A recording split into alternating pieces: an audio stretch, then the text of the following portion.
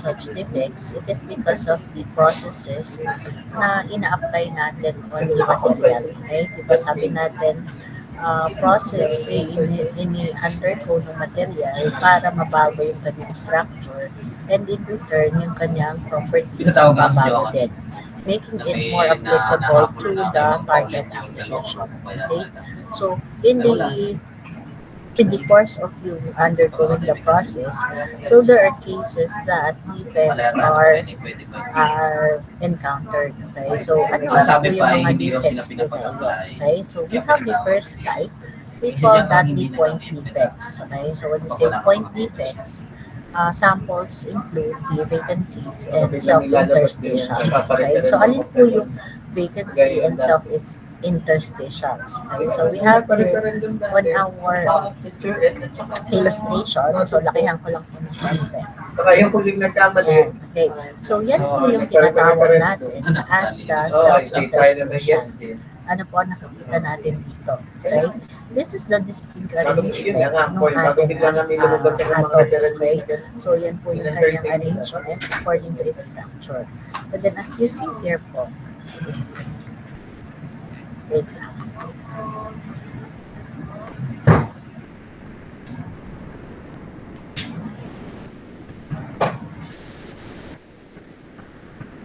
Okay. So, ano po yung nakita natin dito? Okay, doon po sa void space na yun, may sumingit po na isang atom. Okay, so ito po in particular. Okay, so ang tawag po natin doon, it is self-interstitial.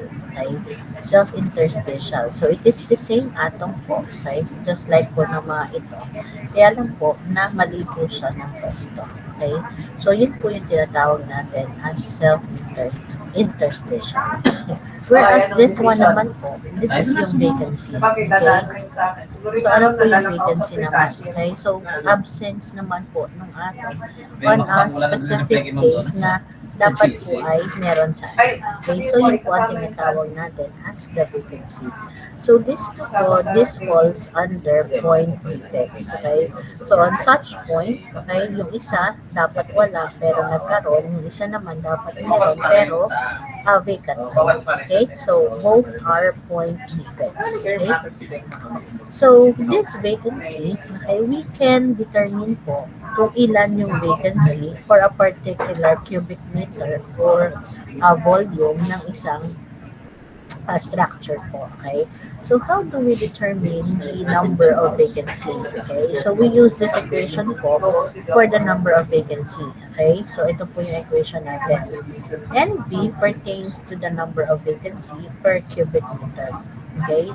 And then, yung N po naman would be number of atomic sites. Exponent negative QV over KT. Okay? Ano po yung QV at ano yung KT? Yung T po pertains to the absolute temperature. So, ibig sabihin po, yung temperature po na yun, okay, absolute temperature, yung temperature po na yun should be in the Kelvin scale. So, if you are given po, okay, the temperature in degrees Celsius, you simply add 273 to convert that into Kelvin. Okay, so i-drain up na po natin yung 0.15. So, you simply use 273 plus 273. Okay, to have the absolute temperature. Okay, so again po, ang gagamitin po natin dito, it should be the absolute temperature. Okay, now, you have po the value of K. Okay, ano naman po yung value ng K? So, this K po is a constant. Okay, so we call that the Boltzmann constant. And what is then the value of K? Ari lang po ay medyo may error kasi nung PDF ko siya, nag-iba po yung form. So, what would be the value of K? This is equal to 1.38 times 10 to the negative 23. Okay? This is in joule per atom Kelvin. And so, this is the value of your Boltzmann constant. Okay? And another one, you have K is equal to 8.62 times 10 to the negative 5. Okay? 8.62 times 10 to the negative 5 electron volt per atom Kelvin. So these are the two values of your Stephen Boltzmann constant. Okay? So ang gagawin lang po natin, pipiliin lang po natin between the two kung alin po yung mas applicable na gamitin. Okay? So paano po natin malalaman kung alin siya dalawa yung gagamitin? Okay? It depends on the value or the unit for your QV. Okay? Kung yung QV po natin is in joule per mole, okay, ang gagamitin po natin yung 1.38. Okay? Kung siya naman po is expressed in electron volt, so yun po ang gagamitin natin, itong electron volt po na ito. Okay? So yun po yung gamit ng dalawa. That would be the value of K. Now, what about naman po yung N? N is the total number of atomic sites. Okay? So, paano po makukuha yung total number of atomic sites? So, this can be obtained from our previous lecture on the theoretical density. Okay? So, you recall the equation for the theoretical density. Ano po nga ba yung equation natin? Density is equal to, anybody? Sino po nakaalala? Hello? Volume over mass po. Again, Prince? Volume over mass po. Volume over mass. Okay, but then yung ginamit po natin yung atomic structure. Volume of a unit cell. What is our equation?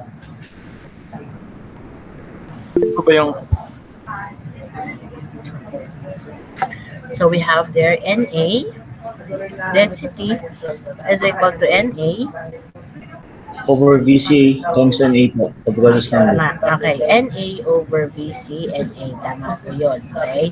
So, ito po yung equation natin dati. Okay? This is the theoretical density. Yung N po pertains to, ano po yung N? Small letter N? Number of atoms per unit. Okay, tama. Number of atoms po. Okay, so tama po yun. This is the number of atoms per unit cell. Okay? What about this A value? Atomic weight. Okay, it's the atomic weight. VC. Volume per unit cell. Unit cell. Okay, so this is the volume per unit cell and Na. Okay, correct. So tama po sila. Okay, so yung N po, A po natin is the Avogadro's number, which is equal to 6.023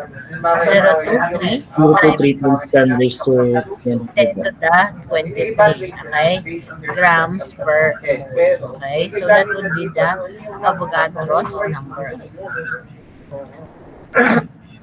So, this would be the value of your Na. So, galing po sa equation po na ito, dito po natin kukuhanin yung value ng N, which is the total number of atomic sites. Okay?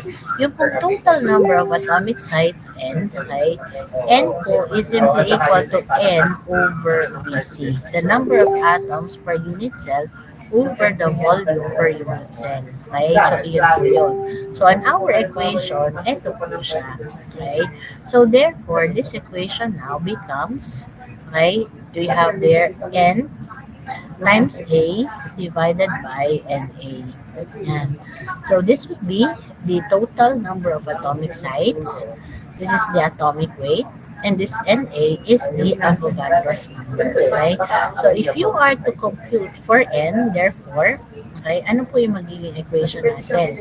Yung N natin would be equal to the density times Na divided by the atomic weight. Okay? So, density, Avogadro's number divided by the atomic weight. So that is the equation you will be using, okay, to obtain po yung total number of atomic sites, which will be used in solving for yung NV po natin or the number of vacancies. Okay?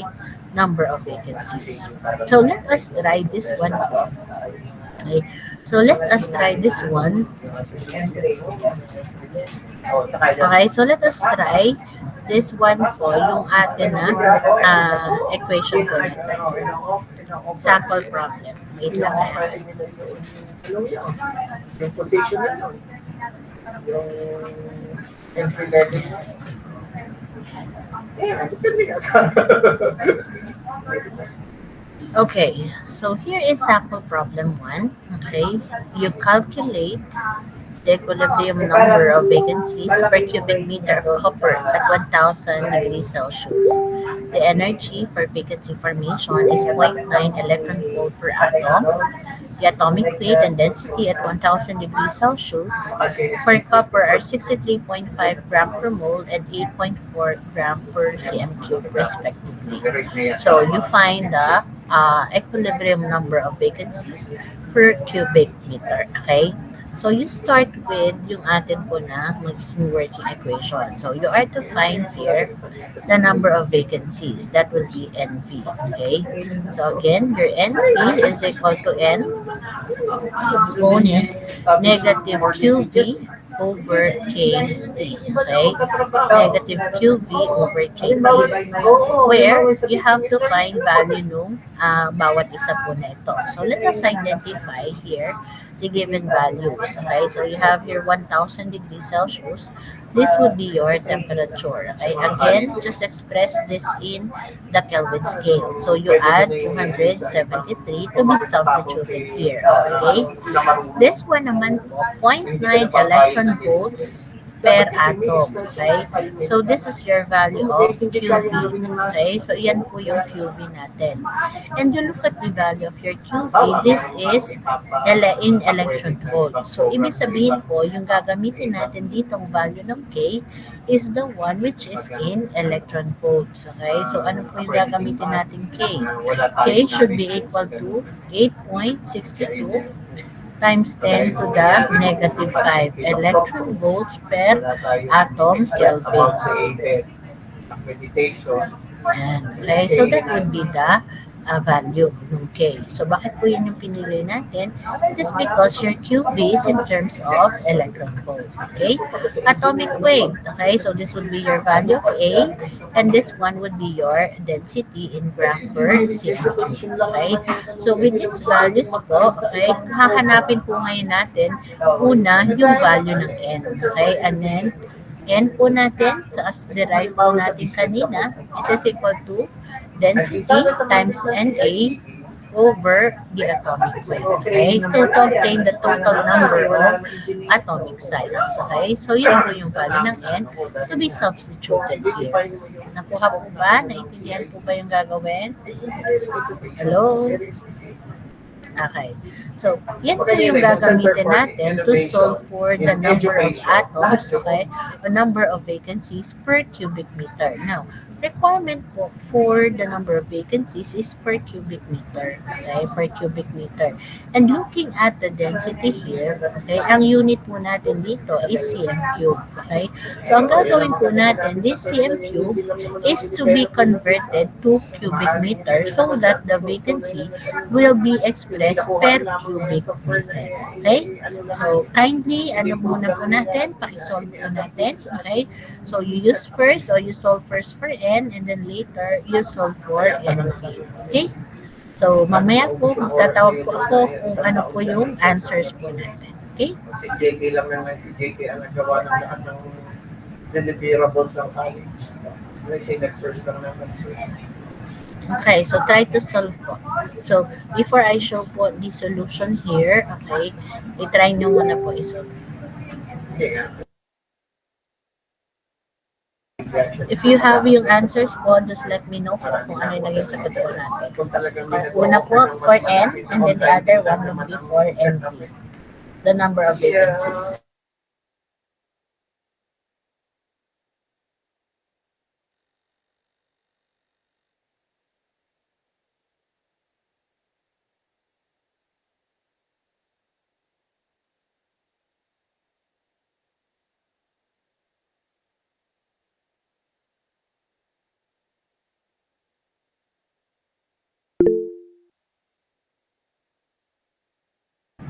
Yes, sir. Ma'am, yung EXP nga po, exponent po, ano po? E. Ilang po? Sige po, tingin po. Okay, okay.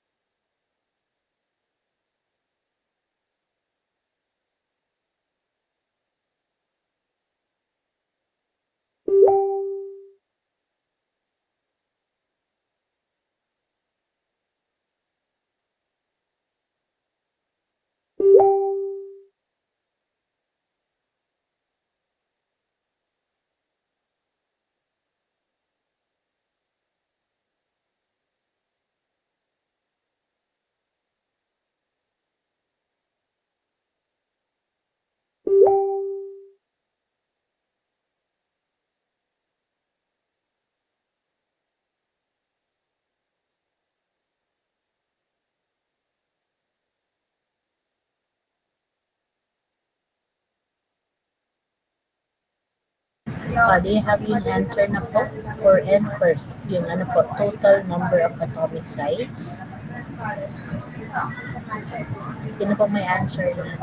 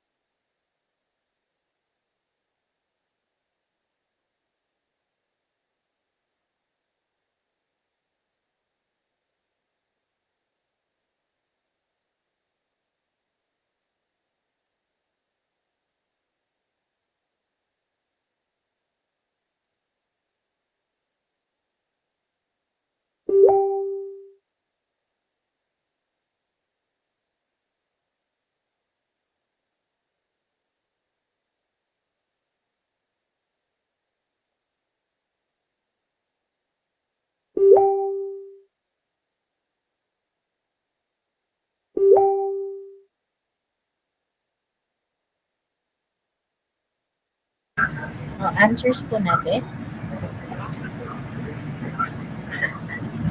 Okay, so this is po yung answer natin for the total number of atomic sites. Okay, so we have density Na over the atomic weight of copper. Okay, so ano lang po, palitan po natin ito ng 6.023.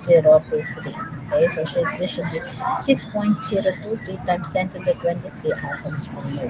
Okay, and you have here the density is 8.4 gram per cm cube. And then this one po is simply a conversion factor, okay, between cubic centimeter and cubic meter, okay?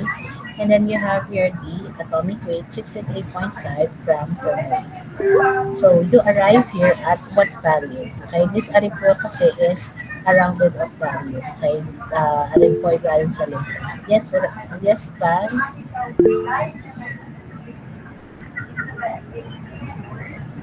Okay. Okay, correct. So this should be 7.96. What is the next term? Okay, 7.967 times 10 to the 28 atoms, okay, per cubic meter. Okay, so that would be our answer here. Okay, so this is your value of the number of atomic sites. Okay, so yeah, 7.967. This is simply a rounded off value. Kaya po yung Okay? Now, after po knowing the value of n, we can now substitute it to obtain the number of vacancies. Okay? So, the number of vacancies, ano po ang nakuha natin sagot?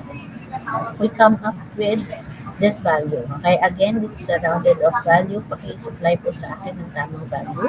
So, this is A, and this would be 7.967. Okay? You use the real value. May kasunod pa po ito.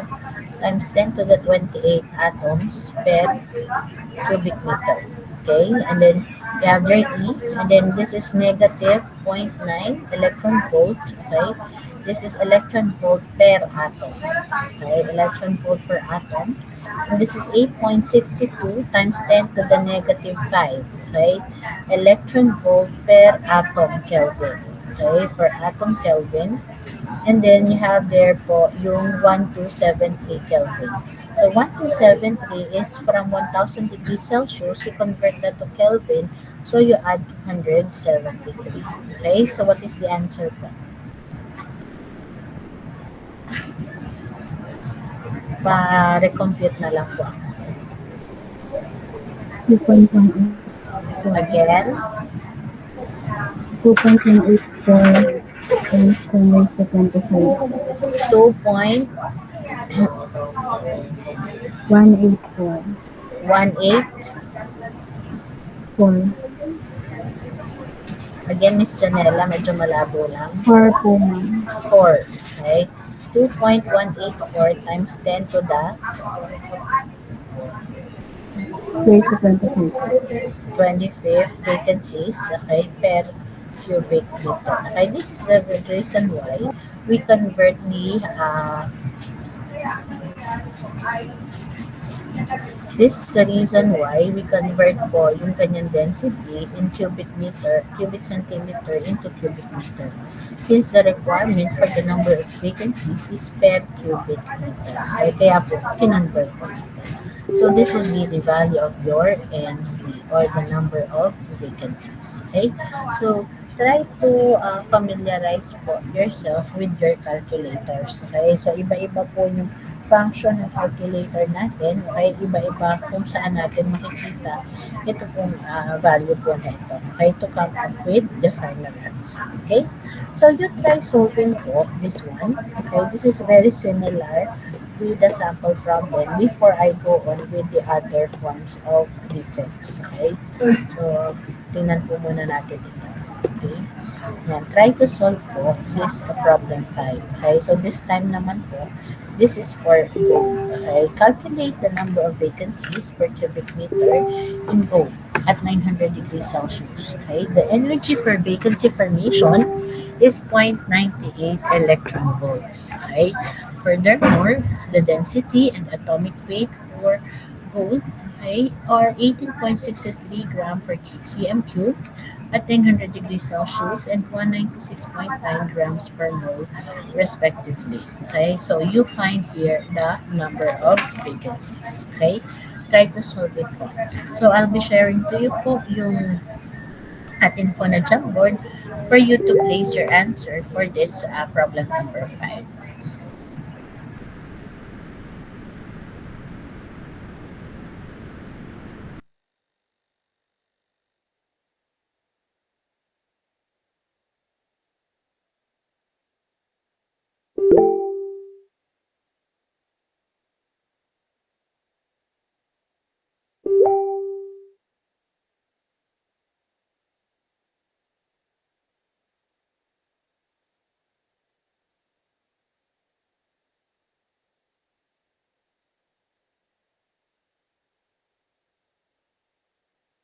Okay, on our chat box is the link for the Jamboard. Okay, so please join and you post your answers po doon sa Jamboard po natin for our discussion. So, pakicopy na lang po ng mga needed or given values, okay, necessary for you to solve this problem, okay? Kasi po mamaya, what I'll be presenting would be our Jamboard, okay? So, ililipat ko po, okay? So, kung kaya po pakicopy na po natin yung mga data po na gano'n.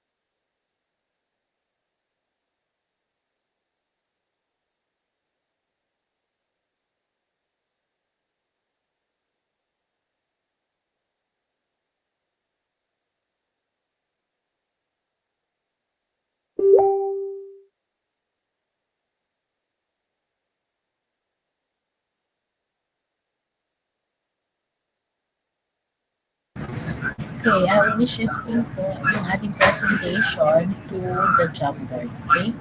So I hope you have copied po the necessary data na need po natin para po ma-solve po yung problem.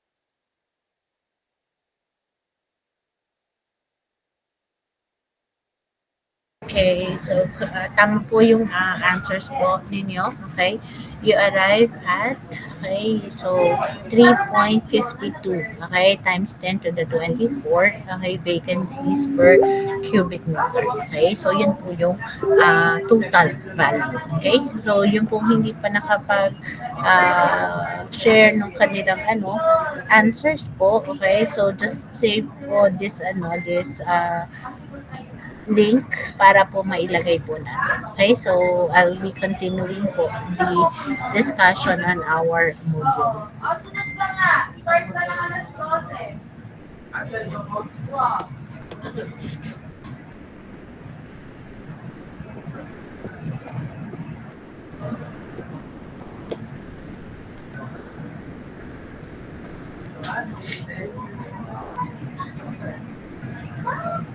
Okay, so we are done with what we call the point defects. Okay, so these point defects again are the vacancies, and the other one is the self-interstitial. Okay, so this one po naman, okay, is still a point defect lamang po. This includes the impurities. Okay, so when we say impurity po, okay, so it is a different atom po that is inside the structure. Okay, so meron po pasok na infiltrator. Okay, so here po ang tawag po natin is the impurity atom. Okay, just like this one po, this is our structure, but then you notice you have your different atoms po na naligaw. Okay, so ito po isa dito, okay, ang tawag po natin dito is still interstitial. Okay, lamang po, you look at the atom, okay, it is a different atom kaysa dito sa nasa loob ng structure. Okay, so ito po ay impurity atom. Okay, yung kanina po is called the self-interstitial. Okay, self-interstitial kasi ang nakasingit naman po dyan is the same atom. Okay, ito po iba na, it's an impurity atom. Okay, and then here naman po is the equivalent of vacancy. Kung kanina po vacant ang nakita natin, ngayon naman po may nag-occupy. Okay, may nag-occupy po ng kanyang place, lamang po it is again an impurity atom. So ang tawag po natin sa kanya, okay, is substitutional impurity atom. Okay, so you have here a different atom po, okay, other than kung ano talaga yung laman ng structure po natin. Okay, so again, these are called point defects pa rin po. Okay, point defects pa rin po, lamang nga ay that contains an impurity atom. And then here naman po are linear defects. Okay, so this one po, yan. So linear defects naman po. Kanina po is point defect, ito naman po linear. So ito pong phenomena to, ang tawag po dito is edge dislocation. Okay? So edge dislocation. So alin po yung sinasabi natin edge dislocation? You look at this part po. Okay? So lahat po yan merong equivalent hanggang dito sa kabilang dulo. Okay? Notice na ito pong part na ito naputol na hanggang dito. Kasi nga po, nagkaroon na ng dislocation. Okay? So bakit po nagkaroon ng dislocation? It's because of the processes that you apply to the material. Okay, so on the course of the application, nagkakaroon po na mga dislocations na ganyan. Okay, para po yung yung mga handkerchief po natin. Okay, so di po ba yung mga hanky natin, if bagong bili mo po, that is a perfect square. Okay, so square po siya. But then pag nilabhan mo na po siya and you do it in a washing machine, mapapansin mo ay ganyan na yung kanya na fiber. Okay, hindi na tapat-tapat yung mga edges po natin. It is because nagkaroon na po siya ng edge dislocation. Okay, so nagkaroon na ng Hi, Emil. pagkakabago doon sa mga fibers po ng You're short and loan. Okay, so again, this is the edge dislocation po under, ano po ang tawag sa kanya? Linear defects. Okay, and then this one naman po, okay, ang tawag naman po dyan is screw dislocation. Okay, this one is screw dislocation. Ito po part na ito. So ano po yung ibig sabihin ng screw dislocation? Para po yung nagkaroon ng shear. Okay? Yung shear po, yung slippage. Okay? So parang nagkaroon po ng slip dito, tapos umiba yung direction. Okay? Kumbaga umusod. Okay? So from this end hanggang doon, so umusod po siya. Okay? So nagkaroon ng slip. Okay? Ang tawag po dyan is your screw dislocation. Okay? So yan po yung para dito. Thank you very much. And then this one naman po, okay, this is called the mixed dislocation, okay? So bakit naman po Very ito timely mixed naman ang dislocation? iyong It is a combination of the two, okay? Ano nga po ulit tawag dito? Hello? Ano pong tawag dito Slide sa po ba? dislocation na to? Anong tawag kanina? May slide po na nangyari, may shear po na nangyari, pero ang tawag po natin dito is screw dislocation. Okay? Again, you call this screw dislocation. Okay? Tapos ito po naman, ano po ulit tawag din eh? Hello? Yan, ito po yun. Linear defect po. Linear defect po siya parehas. Okay? But then, specific po, ang tawag dito is screw dislocation. And then this one, this is called an edge dislocation. Okay? Edge dislocation po are yung screw. Okay? So, edge dislocation, ito po, you look at this one, yun, naputol na po siya doon, which is supposed to be, dapat diretso pa po siya. Okay? So, yan po ang edge dislocation. This is screw dislocation. So, pag pinagsama mo po siya in one structure, ang tawag po dyan ngayon is a mix. Okay? Mixed dislocation. Okay? So, yan po yun. So, under po ng linear defects are yung pong edge, screw, at saka mixed dislocation. So, this one naman po are called the interfacial defects. Okay? Alin po yung mga interfacial defects? So, first po, we have here what we call the grain boundary. Okay? So, alin po yung grain boundary? So, halimbawa po, ito po yung arrangement ng ating atoms. Mapapansin nyo po, on this side po, meron siyang kanyang arrangement. May pattern po siyang kanya. But then, pagdating po dito, hindi na po siya kadugtong ng pattern na to. May nag-iba ng pattern. Okay? So, you imagine yung ating illustration na yan po, na wala po itong mga linya na yan. Okay? So, kayo po yung gagawa ng linya. So, ititrace nyo po saan yung pattern, saan na natapos yung pattern, tapos nagkaroon ng bagong pattern. Okay? So, mapapansin nyo po, at this part po, okay, this will be our grain boundary. Okay? Kasi ito, pare-parehas pa ng pattern kapag ganun siya lahat. Okay? But then, pagdating dito, yan, naiba na po siya kapag ganito na siya. Okay? So, pagdating naman po dito, iba pa rin po ito. Kapag na naman siya. Okay? So, this is another grain boundary. Okay? So, yan po yung misalignment na nangyayari. Okay? And you can see this grain boundaries, okay, na naghahati doon sa naging misalignment. Okay? Yung pagbabago po ng arrangement ng atin na mga atoms. Okay?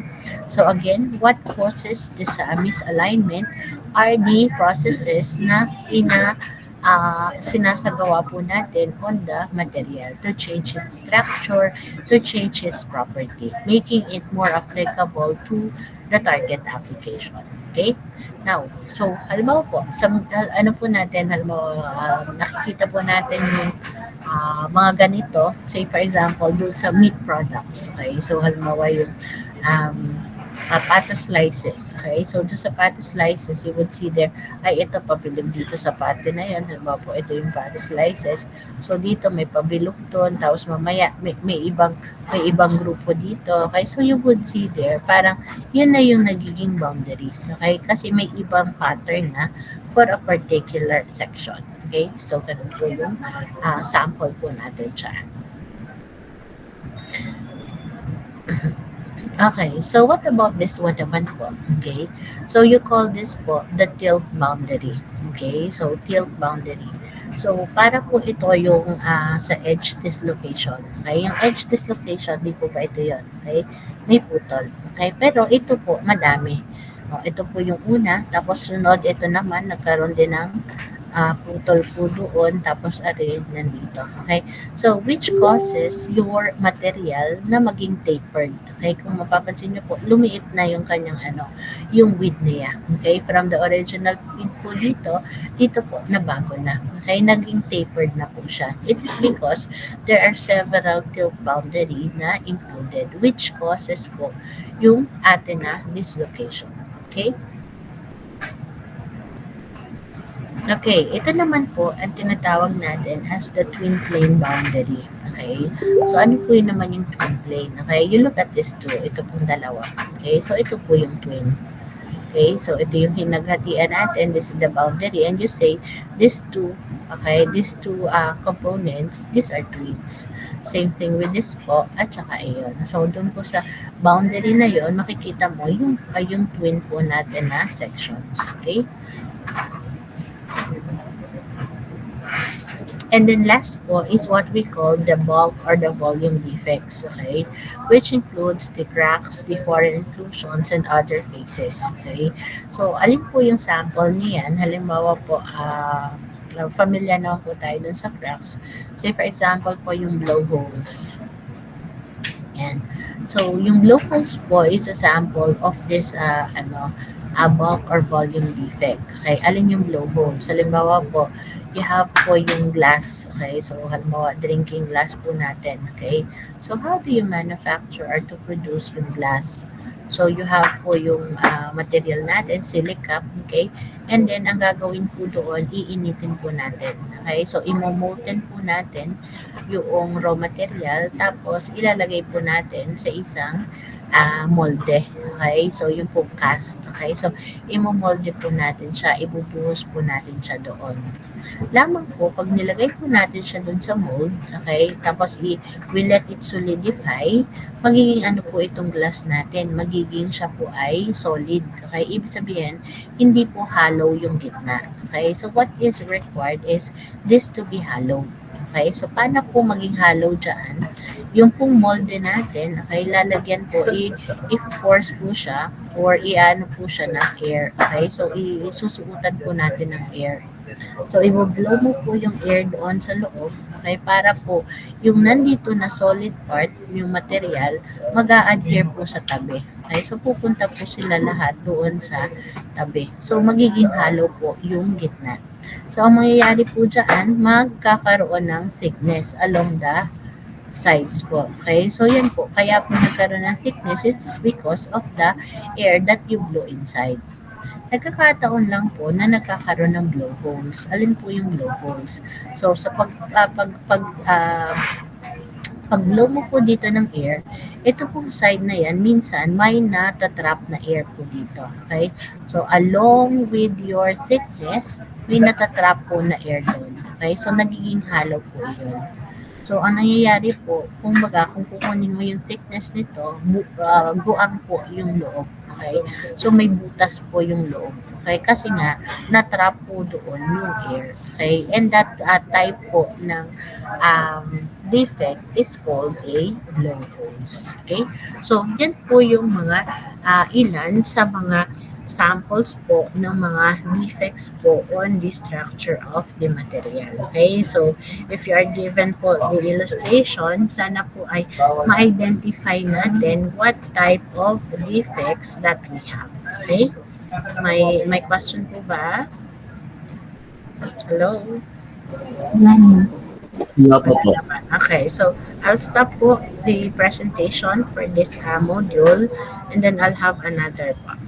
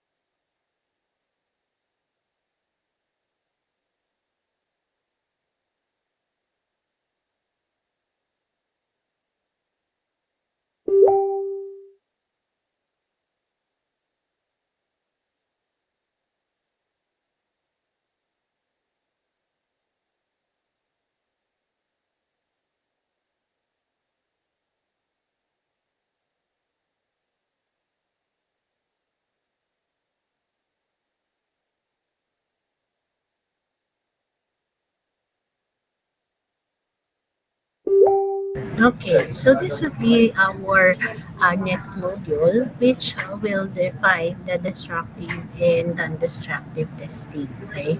So, ito po ay unnecessary dahil ito po yung mga gagamitin natin or i-conduct po natin na experiments, okay, dito po sa laboratory po natin. Okay? Supposed to be, we will be having our first experiment this week, okay, yung ating pong face-to-face class. But then, yung ano po, may maintenance po doon sa CE Lab, okay, which house yung sana UTM po natin na gagamitin. Okay, so medyo nasira daw po yung display, okay, kaya under maintenance pa po. So our next ano po, okay, our option po is to use the UTM Industrial Hub, okay, and the material calibration and testing center. Okay? So, but then pag yun po yung ginamit natin, we need to ano muna po, accomplish a request letter para po sa paggamit noon. And that is address po to the Vice President for Research. Okay? So, yun po yung gagawa natin ng paraan. So, Miss Janela, kindly coordinate po with the other coordinators from other section para po ilagay natin yung date po nung atin na target date for the experiment. Okay, para po ma-allow po tayo na gumamit po doon. So, ang gusto ko po sana is isa na lang pong letter. That is why I asked you to coordinate with them. Para isa na lang pong letter para hindi na po mahirap sa atin na magpaperma ng madaming letter. Okay, so isa na lang po. So, the target date po na gagawin na lang natin would be the next face-to-face class. Okay? So, di po ba this week is face-to-face, that is week 8. So, ang kasunod po would be yung week 9. So, naka-online po tayo. So, hindi po doon. And then, on the week 10, that would be our midterm examination po pala. So, hindi pa rin po pwede. Kaya, ang gagawin po natin, it would be on the week 12. Okay? So, week 12 na po. Siguro naman po by that time, na-sign na po yung atin na request letter and all are prepared. Okay? So, I will be discussing po this types of testing para po alam na po natin yung gagawin para pagdating po natin. Okay? So, and then also, I would advise sana that let us have yung groupings na rin. Okay? So that makita na natin ilang groups po tayo para ma-schedule na din po natin yung paggamit. Okay? So, sana lang po ay matapos natin within the particular period, yung 3 hours po natin na meet ang lahat po ng grupo. Okay? So, iyan po. So, here po, we have what we call destructive and non-destructive testing. Okay? So, these are applied po sa mga materials to know their properties. Okay?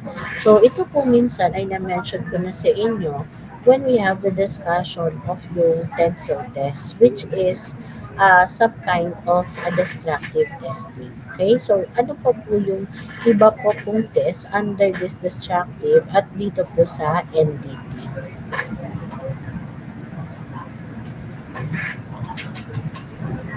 Okay, so ano po yung tinatawag natin na destructive testing? Okay, so when we say destructive testing, atin pong ilalagay or yun pong test specimen po natin or material, okay, we are to expose that to the most severe operating condition. Ito po yung sinasabi doon.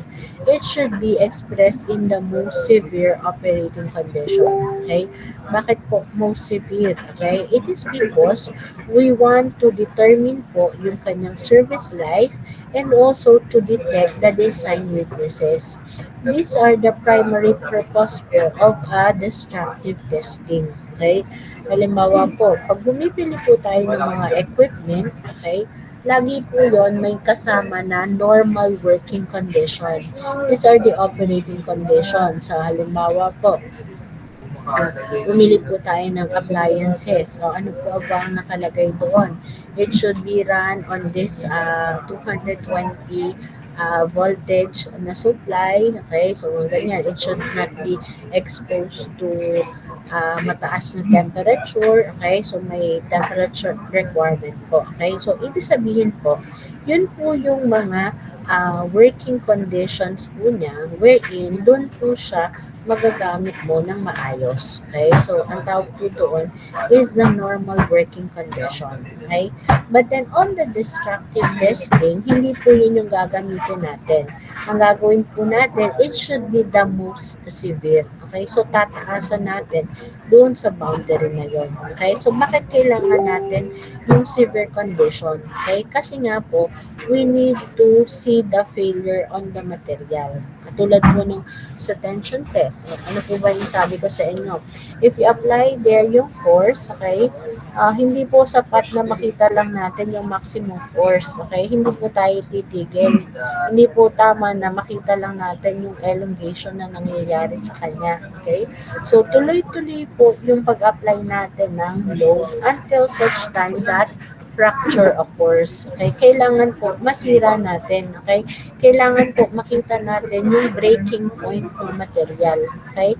That is the stress at failure. Okay? Kasi doon mo po madidetermine yung kanyang service life. Okay? O halimbawa po, sa amin naman po is on a pressure vessel. Okay? So, pag bumili ka po ng pressure vessel na nakalagay na doon yung working condition niya, pwede mo siyang gamitin up to this amount of pressure. Halimbawa, up to 2 atmosphere. Yun po ang kanyang limitation hanggang doon. So, yun po ay normal working condition. Pwede mo siyang gamitin up to that value that it will be safe. Pero sa destructive testing, anong gagawin natin? Itataas po natin. Okay? Bakit po natin kailangan itaas? Para malaman natin what amount of pressure will cause po para sumabog yun. Okay? So, yun po yung kinukuha natin on the destructive testing. Okay? Knowing yung kanyang limitations and weaknesses. Okay? So, nadi-define po natin. Pag hindi po kasi natin yung ginawa, okay, knowing that material, sa sunod, ay ano-anong mangyayari, hindi natin alam na ay sasabog na pala siya kasi ang alam mo lang is the normal working one. Okay? So, at least we will be aware. So, yun po yung ginagawa dun sa mga destructive testing. Okay? So, normally po, this destructive testing, this is conducted po, okay, most suitable and economic for objects which will be mass-produced, as the cost of destroying a small number of specimen is negligible.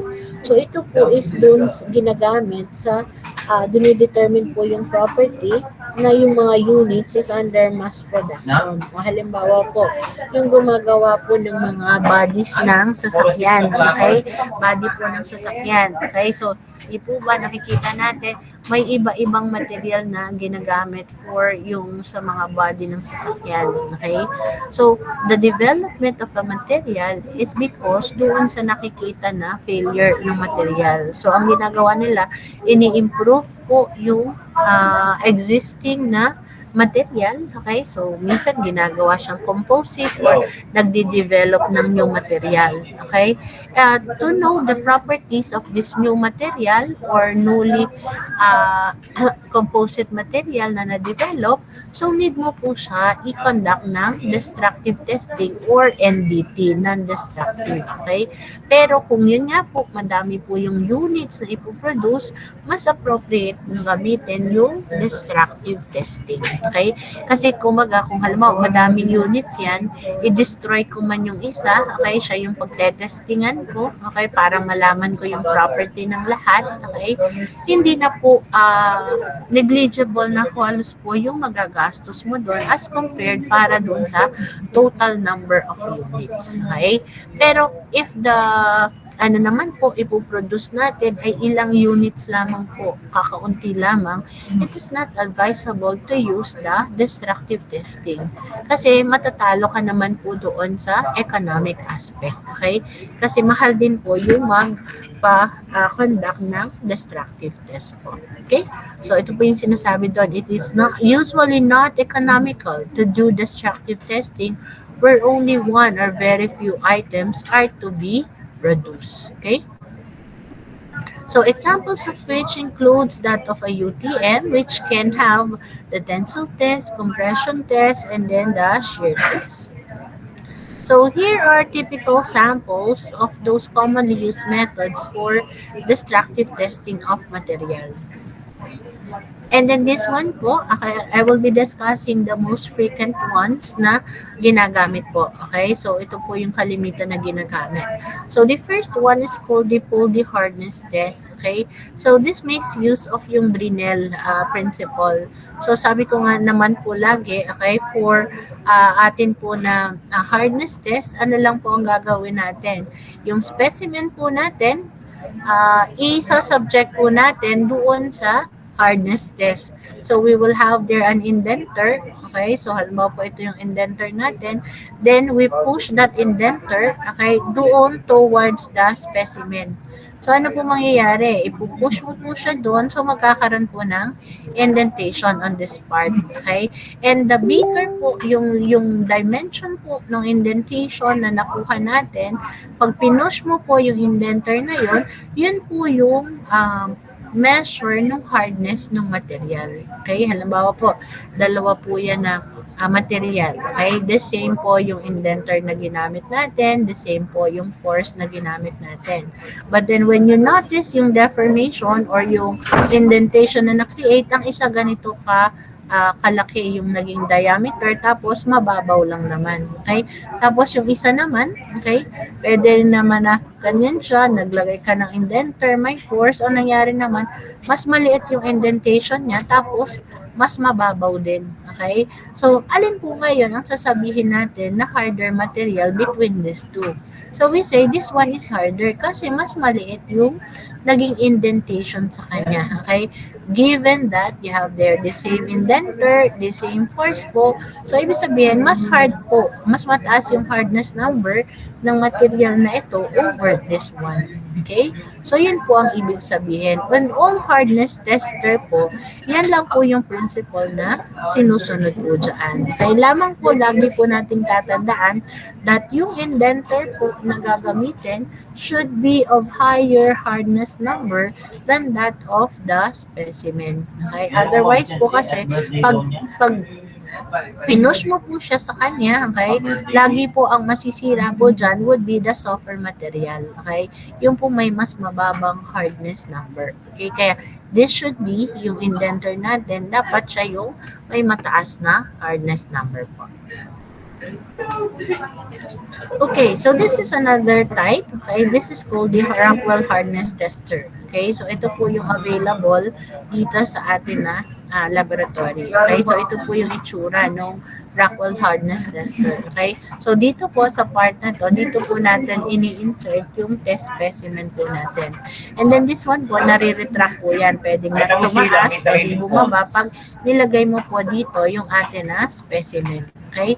And pag yung pong Rockwell hardness na nandito sa laboratory, it makes use of a diamond indenter. So yung tip po ng indenter dito is made up of a diamond. So pag nakita mo po siya on the test specimen, ganun lang po, napakaliit lang po na ganyan. And even yung naked eye po natin, mahirap makita. So necessary that we use po mag-fire para makita talaga yung indentation. Kasi i-measure po natin yung dimension, okay? The depth of the indentation and so as yung diameter or dimension po nung indentation. Okay, yun po yung kino-convert natin into a certain hardness number. Okay? So, meron pa tayong iba-iba na code. Halimbawa po, HB. HB would refer to the Brinell hardness number. Minsan po, instead of HB, they make use of BHN. Okay? Yun naman pong HR would mean Rockwell hardness naman po yung naging basihan to determine the hardenability. Okay? So, meron pa po tayong NUC. Okay? NUC test. Yan po. Mga hardness testing techniques, okay? The Vickers test. So, pare-parehas lang po yung principle nila, okay? To create an indentation on the member po. Pag may question po, you raise your hand na lang po, ha? Okay. So this one naman po is called the bend test. Okay? So these are used naman po to determine yung quality ng weld. Okay? So yung quality ng weld. Halimbawa po, you have here two pipes. Okay? And then gusto po natin siya pagdugtungin. Okay? So pag pinagdugtong po natin yan, we need a filler material. Okay? So ito po ang gagawin, i-weld mo po siya dito. So you need a filler material, okay, para po mapagdugtong yung dalawa. And to test the quality of this weld, kumbaga tama ba yung pagkaka-weld natin, kung pantay ba yung filler material na nandito over dito na sa, kung kahit saang part, ang ginagamit po natin dyan is the bend test. Okay? So here is po yung bend test. Okay? Ito po yung ginagawa natin dyan. Paano po ba siya ginagawa? Okay? So ito po yung ating test equipment. Okay? And then ito po, dito po natin nilo-load. Okay? Initially po, you load here po yung specimen natin na itetest. Okay, yan. So, nakaganyan po siya, horizontal. Para pong ito, yan. This is your test specimen. Okay? And then, here po is yung ating mechanism to provide yung bending. So, you apply here po yung force. Okay? You apply here po yung force to create po yung bending. Okay? So, ito po yan. Itatapat mo po dito sa atin na specimen. Ito po yan. Originally horizontal. Okay?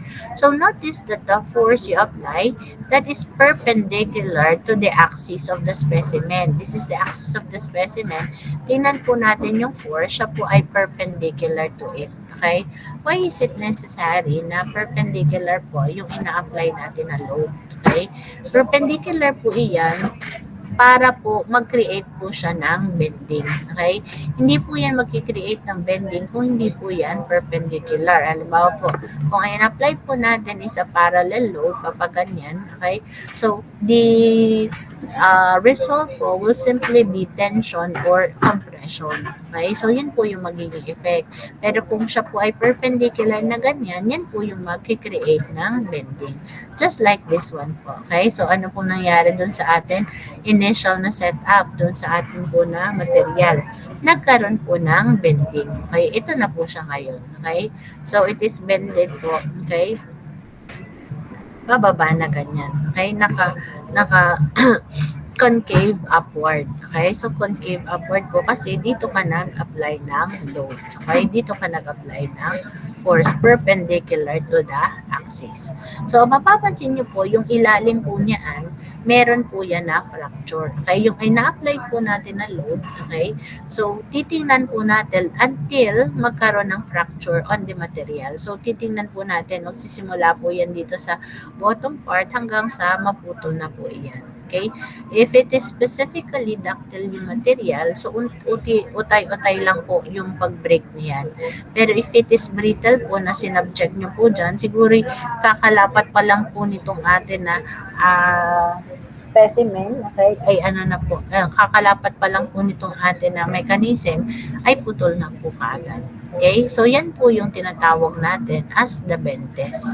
So, if you could recall po on your mechanics of deformable bodies, you create po a shear and moment diagram. So, sana po yung naaalala pa natin. So, dun sa shear and moment diagram po, mayroon po yung graphical representation as to the distribution of shear at saka po ng moment. And base po dun sa drawing ninyong diagram, okay, ano po ang ating mai-evaluate? Makikita po natin na pag nag-bend ba siya, is it concave upward o magbe-bend po ba siya ng papaganyan? Concave downward. Okay, so I don't know kung nakarating pa po tayo dun sa discussion na yun. Okay, pero yan po ay makikita mo using your diagram, okay? Yung shear and moment diagram. So, ito po ngayon yung time para ma-validate mo yung kino-compute mo po doon sa mechanics of deformable, okay? At yung nagiging effect, whether it's concave, upward, or downward, okay? So, dito po ngayon, makikita mo in actual experimentation and pwede mo po siyang i-validate through computation using the equations in your mechanics of deformable body. Okay, halimbawa, pamula doon sa initial position, gaano po yung inihaba, okay? Gaano po yung deformation na na-create, okay? O, halimbawa po ito. Okay, gaano ba yung deformation na na-create yan? Gaano pamula po sa initial position niya, ay siya po ay nag-bend up to this part. O, so, gaano yung deformation na yan? Yung deflection na yan nung bib. Okay, so through computation sa deformable, pwede po natin yang makompute. Okay, dito naman po on the actual experimentation, pwede naman po natin itong sukatin. And then you try to compare po yung dalawa. Okay, so yan po yung ating sinasabi na bend test. Okay, yan po yung bend test. And sabi nga natin, this is used para po makita yung quality ng weld. So, halimbawa po, na dito yung pinagdugtungan, okay, na dito po yung pinagdugtungan, siya mismo yung isinasubject natin dito. Siya mismo yung pinatatamaan natin nung mechanism natin at ina-applyan ng load. Tapos, ihintayin natin, ay, kailan ba siya naputol? Okay? Kasi nga, kung hindi maganda yung pagkakaweld mo, of course, agad-agad mapuputol po iyan. So, makikita natin yung strength ng material doon sa part na meron pong weld. Okay? Which is very different doon sa part na wala pong dugtong. Okay? So, we can test here the strength of yung weld po natin na ginamit through this test. Okay. So, this one naman po is the tensile test. Okay? So, ito naman po ay nabanggit ko na sa inyo dati. Na ano po ang gagawin natin? The output of this, wait, hindi kita. Okay, so the output of which is your shear and moment, is your stress strain diagram. Okay, so ang gagawin po natin dyan is stress versus yung strain diagram. Okay, so paano nga po ulit natin gagawin yan? So sabi ko po, pag nag-test po tayo, nag-experiment po tayo, babantayan mo po yung force na in-apply tapos yung deformation na na-create. O halimbawa, gumamit ka ng 10 Newton load, you come up with 0.1 mm deformation. Nag-apply ka ng 20 Newton, you observe 0.2 mm yung naging deformation. Tapos, ididiretso mo lang po. Okay? Ididiretso mo hanggang sa maputol na yung material. Okay? So, from this, available force, okay, you compute for the stress. Force divided by the area. So, this is your stress 1. And from the deformation, halimbawa po ari yung 0.1, ari yung 0.2. From the deformation, you can compute for your strain 1. Okay? And the intersection of the two, that marks a point. Okay? So, ganun din po yung gagawin natin doon sa 2. This is strain 2. This is deformation 2. Okay? Tapos yung kanilang intersection, that marks another point. So, ito tuloy-tuloy lang po natin. Okay? Yung pagpa-plot po na yan. Okay? Until you idudugtong lang po natin yung mga points na yon until you come up with your stress strain diagram. Okay? So, on this stress strain diagram, ano po yung need natin na makita? Okay? We need to evaluate the following properties. This is your ultimate strength. Okay? O ano pa po yung pwede natin makita dyan? Yung yield strength. Ano pa po? The elongation, yung PEL, proportional elastic limit, okay, the ultimate strength, and the rupture strength, elastic limit. Okay, so lahat po yan, ma-identify po natin through the stress diagram na makikreate po natin. Okay, to add pa, we can measure also the ductility. Okay, we have also the resilience, kung nare-recall niyo po, and po yung toughness. Okay, so iyan pong lahat lang yan are possible na makuha po natin yung values using the stress strain diagram. Okay, so yun po yung gagawin natin. Now, this is the typical tensile test machine. Okay, so ito din po parehas lang nung pinakita ko sa inyo dati. Okay, so this is your test specimen. Okay, ang gagawin na lang po natin, magva-vary na lang po tayo as to the diameter. Okay, and then these two po, these are your grip. Okay, ito pong dalawa, dyan po yung grip. Grip po dyan yung test specimen natin sa taas, sa baba. Okay? And usually po, isa lang po dyan sa side na yan ang movable. Okay? So, ang isa po dyan is naka-fix. Okay? So, yun po yung atin na crosshead. And then you have here po yung atin na load cell. So, siya po yung hihila. Okay? Kung naka-fix po ito dito, ito po yung ating force na i-apply. So, hihilahin niya po yung parting ito. Okay? So, pag hila niya po, yung ating test specimen will then elongate. So, yun yung kung titingnan natin. Gaano yung elongation po na na-create. Okay? Using this extensometer. Okay? Dito naman po sa load cell would be yung force po. Okay? So, dito po ay force. Dito po yung deformation po na-create. Okay? So, yun po. Dito po ngayon manggagaling yung data po na sinasabi ko kanina. Okay? Aling data po iyon. Ito pong F at saka yung deformation po. Okay? To be converted into stress-strain diagram. Pero I think po, dito po sa laboratory dito sa atin, okay, specifically sa steer hub, hindi na po natin makikita yung force, okay, every force na ina-apply. Okay?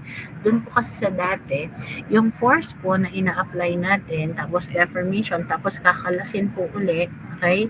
Tapos tsaka po uli ikakabit, okay? Tapos aalsin na naman para ma-measure, so ganun. So that would be very time consuming, okay? Doon po madali nating ma-identify yung F versus yung deformation. Kasi nga po, inaalis, niload mo, tapos pag nag-deform na, aalsin mo na, susukatin mo ito, okay? Tapos tsaka mauli ibabalik, maglo-load ka ulit ng iba, tapos kukunin mo na naman yung deformation. So para bang mano-mano, okay? So sa gagamitin po natin ngayon, ang mangyayari po is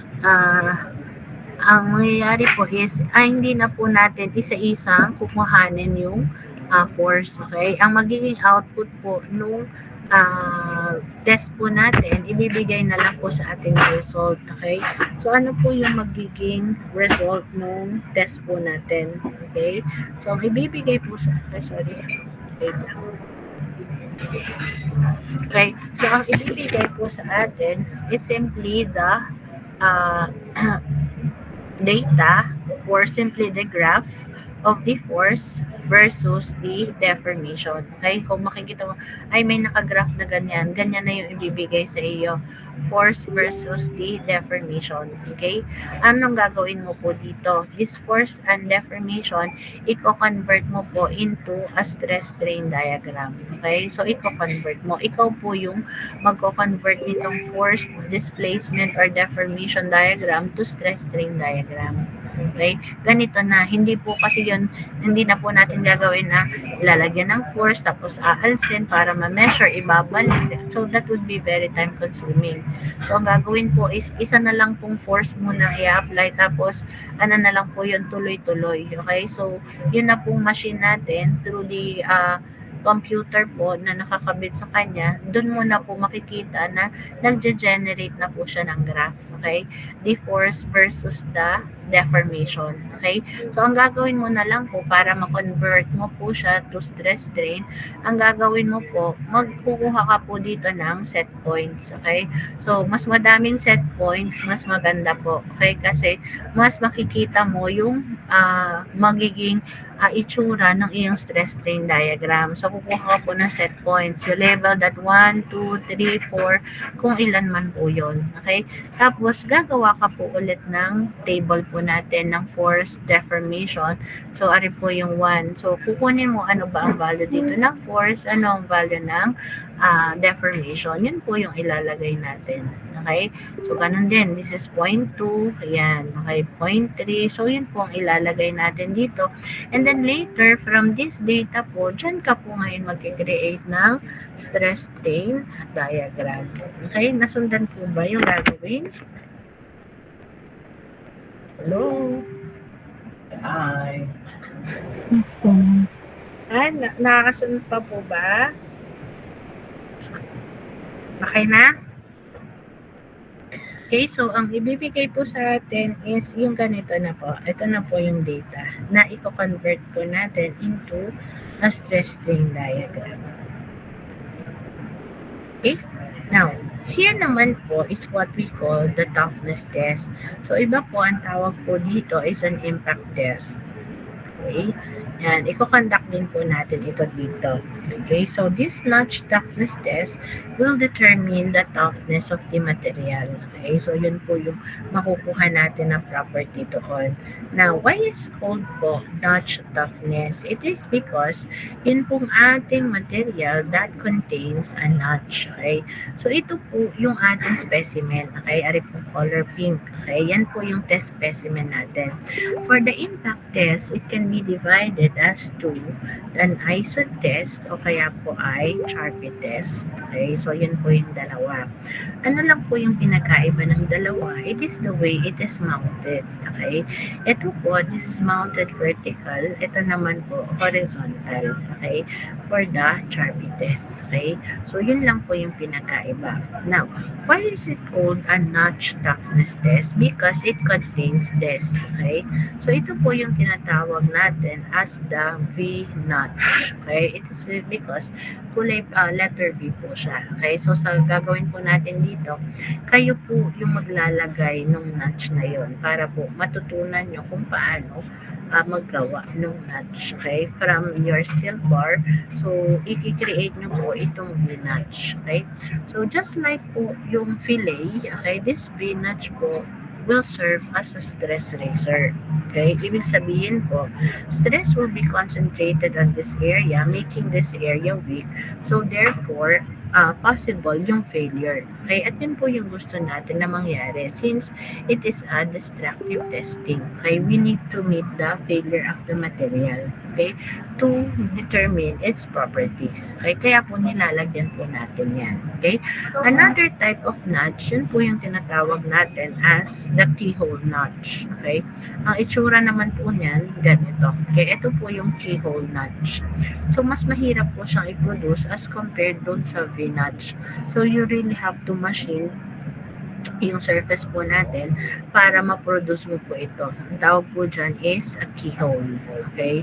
Keyhole notch. So, ang i-limit na lang po natin yung testing natin on this V-notch type. Okay?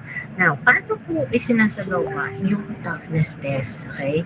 Ito po yung machine or equipment na gagamitin natin para po isagawa yung test. Okay? So, para lang po siyang itsura lang po siya ng pendulum. Okay? So, you have po yung hand ng pendulum. Okay? So, you call it the hammer. So, yung hammer po na yan, it is of known weight. Okay? So, alam mo po kung gaano yung kabigat. Okay? So, kailangan po alam mo yung bigat niya and at the same time, yung pong kanyang height. Okay? So, you set po yung datum line. Say, for example, this is the datum line. Okay? Or the reference line po. So, this is po yung atin na hammer. So, know the initial position of the hammer. Okay, halimbawa po, ano yung initial position H1 from the datum line up to dun sa center of gravity niya, yun po yung kanyang initial height. And then, yun po naman ating, halimbawa po, yung ISO po, ito po yung specimen natin, dito po natin siya ilalagay. Okay? So, dito po natin siya i-mount. So, kapag po ISO po, nakaganito po yung pagkakamount sa kanya, vertical. Kapag po naman papaganyan, yun po yung sa Charlie. Okay? So, dito po siya nakaload. And then, this specimen po, ang gagawin po, yung hammer po natin, okay, i-swing mo po siya. Okay? So, i-swing po siya. Okay? So, pag swing mo po siya, tatama po siya dito sa atin na specimen. Tapos, aakyat po siya papaganon. Magsaswing nga po. So, ang babantayan mo po would be the final position. So, this is the final position of your hammer. So, ang final position niya po, with respect to the datum line, pupunin mo ngayon yung kanyang final height. Say, for example, this is H2. Okay? This is the final height. So, the difference in the height from H1 to H2, yun pong difference ng height nila, yun po yung i-convert natin into toughness.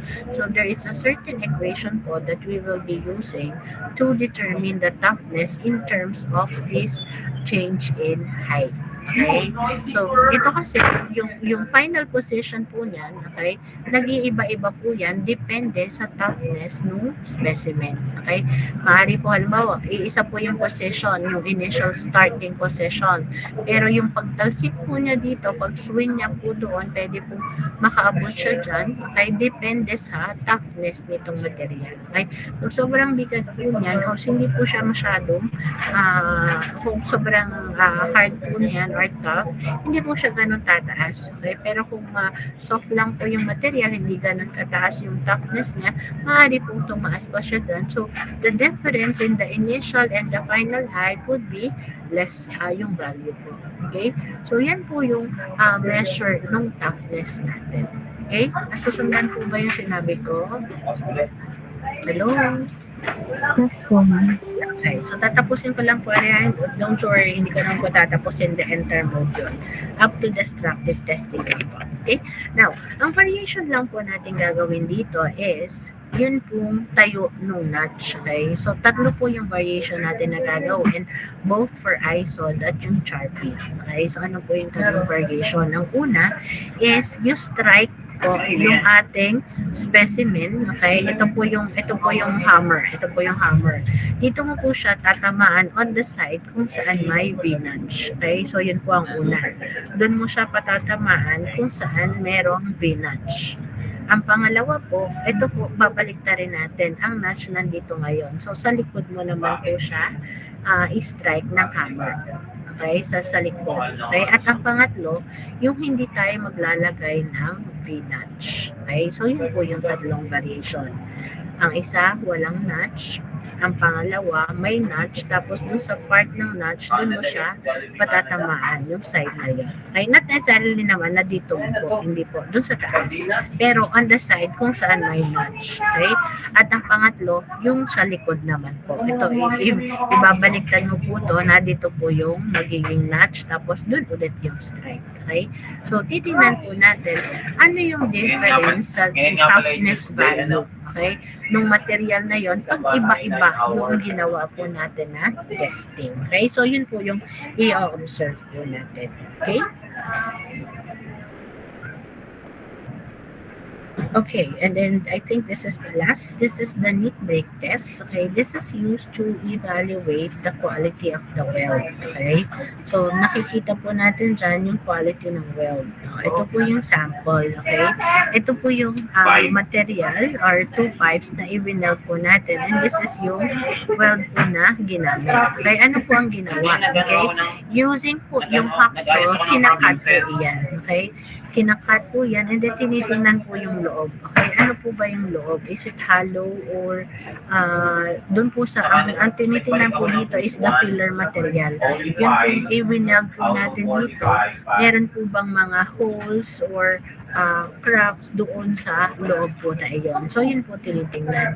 So, ginawa po yun doon po sa parte kung saan mismo pinagdugtong, you put there yung hacksaw para po maputol. Okay? To determine the strength of the weld po natin na ginawa. Okay, so I think that ends muna yung akin po na presentation. Okay, so what I have discussed are the different or the commonly used na destructive testing methods po or techniques na ina-apply po to determine the property of the material. Okay, may question po ba sila? Hello? Sabay-sabay po. Wala po. Okay, so hindi ko muna po i-upload ito po module na ito. Okay, i-upload po siya once na I am done discussing the okay. So, pa-open na lang po ng camera for our documentation po, for our attendance.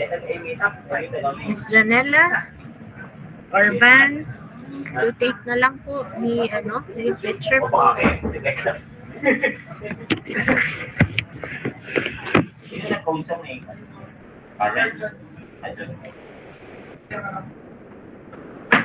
Tapos lalaban ng region. Okay. Lalaban ng regional ilan sa bawat Bilang na lang. Lima per province. Okay. 25. Per second, Hello. sir. Ang ginawa, round 2 na nag-isa ng 1.5.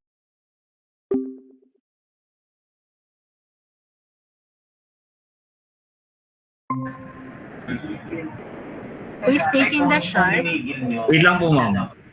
Okay, okay. Yung pa rin, pero 1 and 2. Place. Okay. Parang round 3 lang ang pinag... Ang round 1 and 2, yung kailangan makatensa para yung Ah,